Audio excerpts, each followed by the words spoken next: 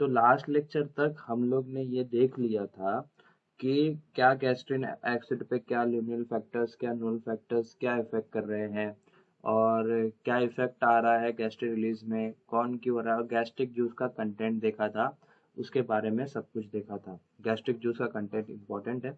तो अब gastric juice निकलता कैसे है, उसका मैकेनिज्म कैसे है, वो हम देखेंगे। और ये काफ़ी इंटरेस्टिंग कंसेप्ट है, ये काफ़ी इंटरेस्टिंग वीडियो होगा अगर आपको फिजियोलॉजी समझना है।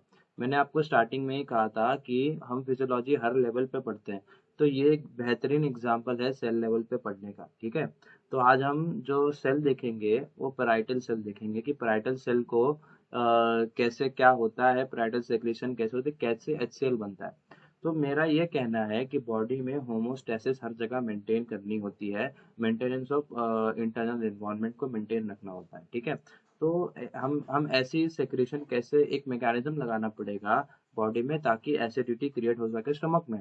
क्योंकि बॉडी में तो सब न्यूट्रली सारे एंजाइम 6 से 7 या 8 के बीच में पीएच पे काम कर रहे हैं। एक ऐसा ही एंजाइम पेप्सिन है जो इतने इतने पीएच पे काम कर सकता है, नहीं तो बाकी सब एंजाइम कैसे हो जाएंगे, इनएक्टिवेट हो जाएंगे।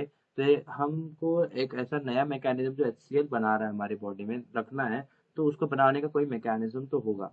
तो HCl बनाते कौन से सेल ने, पैराइटल सेल और ऑक्जेंटिक सेल। तो जब हम ये वीडियो देखेंगे तो आप लोग ये वीडियो देखने के बाद समझ जाओगे कि HCl बनाने का क्या तरीका है। उससे पहले ये देख लेते हैं, दो तीन कंसेप्ट मैं बताऊंगा, यहाँ पे अगर ना लिखा हो तो अपने नोट्स में लिख लेना कि H प्लस कंसेंट्रेशन मिली इक्विवेलेंट में नापते हैं ना, मिली इक्विवेलेंट पर लीटर में नापते हैं।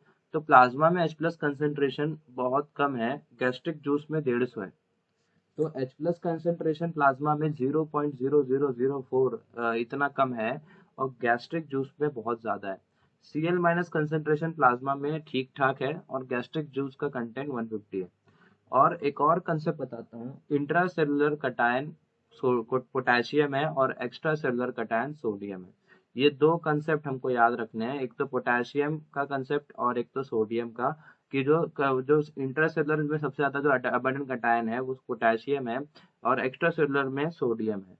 तो ये दो तीन बातें अगर आपने नोट कर ली, तो अब मैं इसको स्टार्ट करता हूँ। सबसे पहली लाइन मैंने ये लिखी है, gastric is isotonic with plasma. तो गैस्ट्रिक जूस क्या होता है, प्लाज्मा से क्या होता है, आइसोटोनिक होता है। तो अगर ये आइसोटोनिसिटी मेंटेन रखनी है, तो यहाँ से कुछ कुछ ऐसा मैकेनिज्म लगाना पड़ेगा कि चीजों को मैं यहाँ से प्लाज्मा से ल्यूमेन में ले आऊं गैस्ट्रिक के, लेकिन आइसोटोनिसिटी मेंटेन रहे। ठीक है, तो मेरा यही मेन मुद्दा है। तो अब यहाँ पर एक बहुत बेहतरीन डायग्राम जो है, अब ये मैंने जो बनाया है उसको मैं बोलता हूँ कि ये पैराइटल सेल है। ठीक है, सेल के दो दो जो है, ये म्यूकोजा में सेल है। एक तरफ उसके है बेसोलेटरल मेम्ब्रेन जो जो इंटेस्टिनल फ्लूइड या प्लाज्मा को लगी हुई है, और एक तरफ है ल्यूमेन, गैस्ट्रिक ल्यूमेन, और ये पैराइटल सेल है, और उसको क्या बोल रहा हूँ मैं, अपिकल मेम्ब्रेन बोल रहा हूँ। जो प्लाज्मा के तरफ है उसको मैं बेसोलेटरल मेम्ब्रेन बोल रहा हूँ, और जो किसके तरफ है, जो गैस्ट्रिक ल्यूमेन के तरफ है, उसको मैं अपाइकल मेम्ब्रेन बोल रहा हूँ। ठीक है, तो अब हम लोग ने जब स्क्वैमस एपिथेलियम देखा था, तो वहां पे भी देखा था ना, अपाइकल मेम्ब्रेन और बेसमेंट मेम्ब्रेन, नीचे एक बेसमेंट मेम्ब्रेन थी। तो ये वही है, वही सेल है, ये एपिथेलियल सेल ही है। तो अपाइकल मेम्ब्रेन और बेसोलेटरल मेम्ब्रेन, ठीक है, ये दो चीजें हैं। तो अब यहाँ पर ये जो डायग्राम में मुझे दिख रहा है, ये बहुत कॉम्प्लेक्स सा डायग्राम दिख रहा है, कहीं H प्लस आ रहा है, कहीं K प्लस जा रहा है, कहीं सोडियम निकल रहा है, कहीं Cl माइनस। तो इसको मैं जैसे बताऊंगा वैसे याद रखना है। तो सेल में मेटाबॉलिज्म हो रहा है, CO2 प्लस H2O बना रहा है H2CO3। तो हम जब 12th पढ़ते तो हमें यह कहा गया था कि बॉडी में कोई रिएक्शन ऐसा नहीं जो बिना एंजाइम के ना हो। तो उसमें इसी का एग्जाम्पल दिया गया था, इसका एंजाइम है कार्बोनिक एनहाइड्रेज, और ये CO2 प्लस H2O मिलके H2CO3 कन्वर्ट हो जाएगा, बन जाएगा। ठीक है, इसको सेल मेटाबॉलिज्म किया इसने। अब क्या होता है कि हमें कंसेप्ट पता है केमिस्ट्री से कि जो जितने कार्बन कंटेनिंग एसिड होते हैं, सॉरी होते हैं, वो वीक एसिड होते हैं। तो वीक एसिड है तो पूरा डिसोशिएट नहीं होगा। ये हमारा मेन कंसेप्ट है, क्या, वीक एसिड पूरा डिसोशिएट नहीं होगा। तो इसमें क्या होगा कि H प्लस और HCO3 माइनस टूट जाएंगे। ठीक है, तो पहले मैंने क्या किया कि सेल मेटाबॉलिज्म किया, CO2 प्लस H2O को मिलाया और H2CO3 बना लिया। ये रिएक्शन का एंजाइम है कार्बोनिक एनहाइड्रेस। उसके बाद H2CO3 is a weak acid, वो पार्शियली डिसोशिएट हो जाएगा H प्लस और HCO3 माइनस में। ठीक है, तो अब मेरा पहला मुद्दा क्या था कि मुझे HCl बनाना है। तो HCl में दो चीजें होती हैं, H प्लस और Cl माइनस, ठीक है, ये दो चीजें होती हैं। तो अब मैंने क्या किया, जो H प्लस है अब मुझे उसको ल्यूमेन में भेजना है, क्योंकि मुझे HCl बनाना है।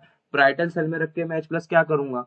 तो मेरे पास भेजने का कोई तरीका है, तो मैंने क्या किया, उसको एक्टिवली एक पंप लगा दिया H प्लस, और K प्लस को अंदर लिया। तो के प्लस को अंदर लेने से एक दिक्कत हो गई। पहले तो पंप लगाया एक्टिव, और के प्लस को अंदर ही क्यों लिया? तो अगर मैंने पॉजिटिव दिया है तो पॉजिटिव मुझे रिटर्न देना पड़ेगा, क्योंकि मेरे को सेल की इलेक्ट्रिकल न्यूट्रलिटी मेंटेन रखनी पड़ती है, नहीं तो सेल अनस्टेबल हो जाएगा। जो कटायन लिया तो कटायन देना भी पड़ता है, नहीं तो अनस्टेबिलिटी क्रिएट हो जाएगी, ठीक है। H प्लस बाहर जाते रहेगा तो वहां पे पॉजिटिव चार्ज बढ़ता रहेगा, और यहाँ फिर नेगेटिव चार्ज हो जाएगा, तो एक ग्रेडियंट हो जाएगा। लेकिन हम लोगों ने पहले ही पता, गैस्ट्रिक जूस और प्लाज्मा दोनों से क्या होते हैं, दोनों एक दूसरे से आइसोटोनिक होते हैं। तो वो इलेक्ट्रिकल न्यूट्रलिटी मेंटेन करने के लिए मैंने H प्लस को वो तरफ भेजा और K प्लस को अंदर ले लिया। तो अब यहाँ दिक्कत क्या हो गई, मैंने आपको स्टार्टिंग में ही बताया था कि K plus intracellular abundant cation K plus है, वो भी इंट्रासेलुलर में। लेकिन यहाँ मैं क्या कर रहा हूँ, एक्स्ट्रा सेलुलर से K प्लस को ले रहा हूँ इंट्रासेलुलर में, किसमें, एक्स्ट्रा सेलुलर से K प्लस को ले रहा हूँ इंट्रासेलुलर में। तो यहाँ तो मैं उल्टा काम कर रहा हूँ। तो मुझे ये समझ में आ गया धीरे धीरे कि मुझे के प्लस का डेफिसिट आ जाएगा। के प्लस का डेफिसिट एक टाइम पे आ जाएगा। क्यों आ जाएगा? क्योंकि मैंने उसको एक्स्ट्रा सेलुलर से इंट्रा सेलुलर उल्टा भेजा है। तो अभी मेरे पास कोई रास्ता नहीं है डेफिसिट क्लियर करने का, तो अब मैं देखता हूँ उसको डेफिसिट को मैं कैसे क्लियर करूंगा। ठीक है। तो अब मैंने आपको बताया था कि प्लाज्मा में Cl माइनस बहुत ज्यादा होते हैं। जब हमने ऊपर वो वैल्यूज देखी थी, तो प्लाज्मा में Cl 100 के आसपास होता है, और इसमें ल्यूमेन में 150। तो ये जो Cl माइनस है, इसको मैं क्या करूंगा, मैं इसको HCO3 माइनस बाहर भेजूंगा, प्लाज्मा भेजूंगा, और Cl माइनस को अंदर ले लूंगा। क्या किया मैंने, HCO3 माइनस को बाहर भेजा और Cl माइनस को मैंने अंदर ले लिया। तो इससे क्या हुआ कि इससे क्या हुआ, अब आप पूछोगे कि Cl माइनस को भले तुमने अंदर लिया, तो HCO3 माइनस को क्यों दिया? तो वही कंसेप्ट जो K प्लस माइनस ने, तो यहाँ पर नेगेटिव नेगेटिव पॉजिटिव क्रिएट होगा और अनस्टेबिलिटी क्रिएट होगी, और आइसोटोनिसिटी मेंटेन रखनी है। तो Cl माइनस को HCO3 माइनस को दे दिया, तो HCO3 माइनस प्लाज्मा में चला गया और Cl माइनस आ गया। अब Cl माइनस जैसे ही आया, मुझे उसको ल्यूमेन में भेजना पड़ेगा। अभी वो बेसोलेटरल मेम्ब्रेन से पैराइटल सेल में आया है, तो अब मुझे उसको एक्टिवली कहाँ भेजना पड़ेगा? एक्टिवली मैंने भेजा उसको किधर, ल्यूमेन में HCl। तो अब मेरा HCl बन गया। लेकिन अब आप बोलोगे कि आपने Cl माइनस भेजा तो कुछ नेगेटिव लो, तो मैंने उल्टा कर दिया, मैंने उधर पॉजिटिव भेज दिया, नेगेटिव के साथ पॉजिटिव भेज दिया। तो के प्लस को उस तरफ से के, आप बताओ, इंट्रासेलुलर में के प्लस ज्यादा है, तो के प्लस अपने आप ही चला जाएगा ना नेगेटिव की तरफ खींचता हुआ, क्योंकि वो उसमें ज्यादा है। तो अब मेरी दो चीजें क्लियर हो गई इससे, एक तो मुझे Cl मिल गया, और ऊपर से पैसिवली के प्लस का एक सोर्स बन गया। क्या बन गया? पैसिवली के प्लस का एक सोर्स बन गया। तो अब मेरा के प्लस का डेफिसिट भी खत्म हो गया। तो अब मेरा पंप ये कंटिन्यू चल सकता है, कंटिन्यू H प्लस आ सकता है, और के प्लस का पंप चलते रह सकता है। ठीक है, यहाँ तक की बात क्लियर है। तो मैंने अभी दो पंप लगाए थे, वो दोनों पंप का कंसेप्ट समझा दिया। अब जो लास्ट पंप उसमें लगा हुआ है Na प्लस और के प्लस का, तो समझो के प्लस बहुत ज्यादा वो तरफ चला गया या ये तरफ आ गया, तो उसको डेफिसिट को रोकने के लिए भी, के प्लस का डेफिसिट रोकने के लिए भी हम लोग ने यहाँ क्या किया है, के प्लस को यहाँ रखा है। ठीक है, के प्लस को पंप रखा है, सोडियम पोटेशियम पंप को रखा है। ठीक है, वो मेंटेन इलेक्ट्रिकल न्यूट्रलिटी मेंटेन करने के लिए, कि कहीं के प्लस बहुत ज्यादा कम ना हो जाए जब ज्यादा एक्सट्रीम HCl बनाना हो। ठीक है, तो यहाँ पर ये पूरा डायग्राम समझ में आता है हमको। लेकिन अभी एक चीज रह जाती है, मैंने वहां से वाटर को पैसिवली एंटर कराया। तो मैंने स्टार्टिंग में ही कहा था कि गैस्ट्रिक जूस क्या होता है, प्लाज्मा से क्या होता है, आइसोटोनिक होता है। तो जब HCl बढ़ा रहा हूँ, तो वो साइड में एसिडिटी बढ़ा रहा हूँ, तो अपने आप वाटर वहां से प्लाज्मा से क्या करेगा, वहां से शिफ्ट होगा प्लाज्मा से, और कहा जाएगा, ल्यूमेन में आ जाएगा। तो वाटर भी ल्यूमेन में आ गया, वाटर भी ल्यूमेन में आ गया। तो और मैंने इस डायग्राम में क्या बताया है, ये डायग्राम में माइटोकॉन्ड्रिया बहुत हाई कंटेंट में मिल रहे हैं। क्या मिल रहे हैं? माइटोकॉन्ड्रिया बहुत हाई कंटेंट में मिल रहे हैं। तो इससे क्या होगा कि एटीपी की बहुत जरूरत है। क्यों जरूरत है? जो के प्लस और H प्लस पंप को चला रहा हूँ, ये एटीपी पंप होता है, इसमें एटीपी का इस्तेमाल कर रहा हूँ मैं। यहाँ पर ClH3 माइनस को बना तो एटीपी का इस्तेमाल कर रहा हूँ। तो यहाँ एटीपी का बहुत हाई रिक्वायरमेंट है, और mitochondria power house of the cell होते हैं। तो जिस इस सेल में माइटोकॉन्ड्रिया ऑब्वियसली ज्यादा मिलेंगे ही। तो ये पूरा कंसेप्ट जो मैंने बताया, उसको मैं एक बार रिवाइज करा देता हूँ। मैंने पहले किया सेल मेटाबॉलिज्म, H2O से CO2 से बनाया H2CO3, उसका वीक एसिड, वो टूट गया H प्लस और HCO3 माइनस में। फिर मैंने H प्लस को भेजा उस तरफ, K प्लस को अंदर लिया, लेकिन मैंने उल्टा लिया तो मुझे डेफिसिट आ जाएगा। तो उसको मैंने कैसे क्लियर किया, तो HCO3 माइनस को वहां भेजा और Cl माइनस प्लाज्मा में ज्यादा था तो उसको अंदर लिया। फिर Cl माइनस को जैसे ही मैंने ल्यूमेन की तरफ भेजा एक्टिवली, तो K प्लस अपने आप ही चला गया पॉजिटिवली खींच के, इलेक्ट्रिकल न्यूट्रल मेंटेन भी हो गई और मेरा K प्लस का डेफिसिट भी खत्म हो गया। इससे मैंने HCl बना लिया। और वाटर इसलिए गया कि दोनों गैस्ट्रिक जो प्लाज्मा आइसोटोनिक होते हैं, तो वो आइसोटोनिसिटी मेंटेन करने के लिए वाटर को हम लोग इस तरफ भेज दिए। तो ये सारी साइकिल को एकदम अच्छे से समझ लीजिए। माइटोकॉन्ड्रिया का रूल बताया और ये पूरा एकदम समझ में आना चाहिए कि कौन सा पंप क्यों लगा हुआ है। तो ये बहुत इजी एक्सप्लेनेशन था इस कॉम्प्लेक्स मैकेनिज्म का। इसको अगर लाइन से याद रखोगे तो आपको ये समझ में आ जाएगा कौन सी चीज क्यों लगी हुई है। ठीक है, कौन सी चीज क्यों लगी हुई है ये आपको बहुत क्लियरली समझ में आ जाएगा। तो अब समझ में आया गैस्ट्रिक जूस में सोडियम क्यों था, पोटेशियम क्यों था, HCO3 माइनस क्यों था, Cl माइनस क्यों था। तो ये सब कटायंस ही तो बॉडी को चला रहे हैं। ये कटायंस ही नहीं होंगे तो हमारी बॉडी में, इसलिए तो पोटेशियम का इंजेक्शन देने से इंस्टेंट डेथ हो जाती है। तो कटायंस बहुत इंपॉर्टेंट रोल प्ले करते हैं हमारे कंडक्शन का, इम्पल्स का, हमारी चीजों को यहाँ से वहां करने का। तो कटायंस इम्बैलेंस हमारी बॉडी में बहुत खतरनाक हो सकता है, इंस्टेंट डेथ हो सकती है। तो इसी वजह से कटायंस को समझना भी इम्पोर्टेंट है।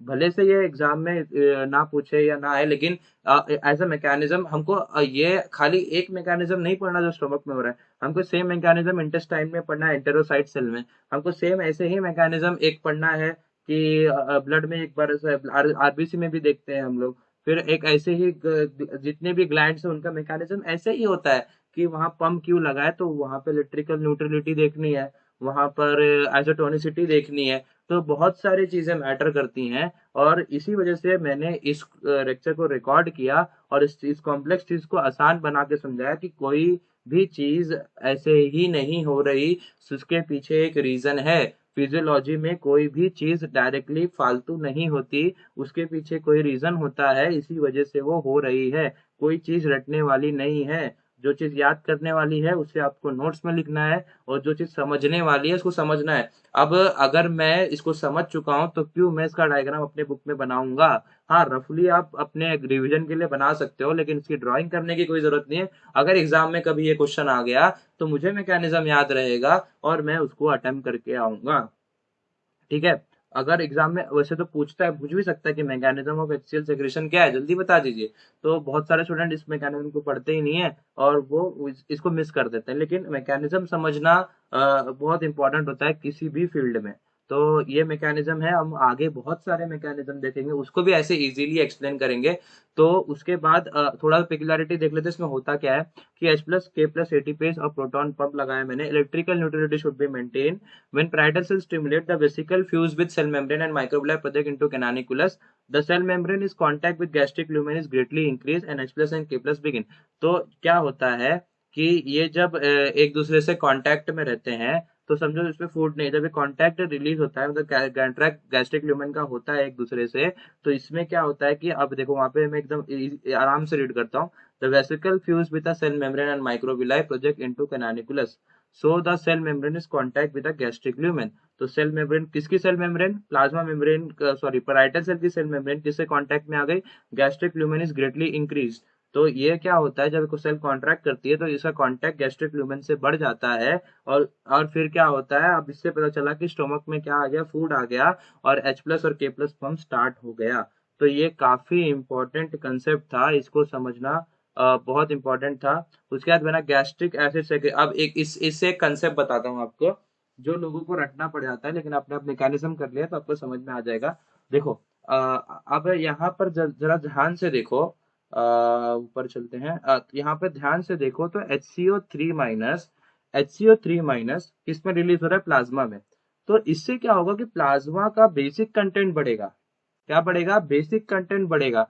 तो जैसे ही मैं फूड खाऊंगा और मैं ब्लड ब्लड को अगर ये करूंगा तो मुझे ब्लड थोड़ा सा बेसिक मिलेगा। तो इसी को अल्कलाइन टाइड बोलते हैं। इसी को क्या बोलते हैं? अल्कलाइन टाइड बोलते हैं। When a gastric acid secretion is increase after a meal, sufficient H+ may be secreted to raise the HCO3- in the gastric venous blood, which contribute a greater amount of HCO3- to the systemic circulation, and pH of the systemic circulation rises. This is called a postprandial alkaline tide. Post prandial alkaline tide बहुत important concept था। और अब आपको ये बिल्कुल आसानी से समझ हो गया होगा कि अल्कलाइन टाइड आता क्यों है, क्योंकि HCO3- को मैं Cl- के बदले यहाँ से वहां भेज रहा था। ठीक है, हाई पीएच ऑफ यूरिन देखने को मिलेगा तो अल्कलाइन यूरिन आएगा। Breathing slightly depression, alveolar PCO2 rises. तो अब एल्वियुलर का CO2 राइज होगा, HCO3- भेज रहा हूँ तो थोड़ा सा ब्रीदिंग स्लाइटली डिप्रेस हो जाएगी और एल्वियुलर का प्रेशर ऑफ CO2 राइज करेगा। ठीक है, अब यहाँ पर हमारा कंप्लीट हुआ मैकेनिज्म ऑफ HCl सेक्रेशन। इसमें मैकेनिज्म याद रखना है, इलेक्ट्रिकल न्यूट्रलिटी याद रखनी है, उसके बाद पंप्स को कैसे याद रखना है वो देखना है, और अल्कलाइन टाइड के बारे में देखना है। ये लेक्चर मैं यहाँ कंप्लीट करता हूँ। और यहाँ पर बहुत इंपॉर्टेंट कंसेप्ट मैंने बताया। ऐसे ही वीडियो देखने के लिए मेरे चैनल को सब्सक्राइब करें, और और अगर कोई डाउट हो तो कमेंट सेक्शन में लिखें। और अगर वीडियो अच्छा लगा, कंटेंट अच्छा लगा तो प्लीज़ शेयर करें। Thank you.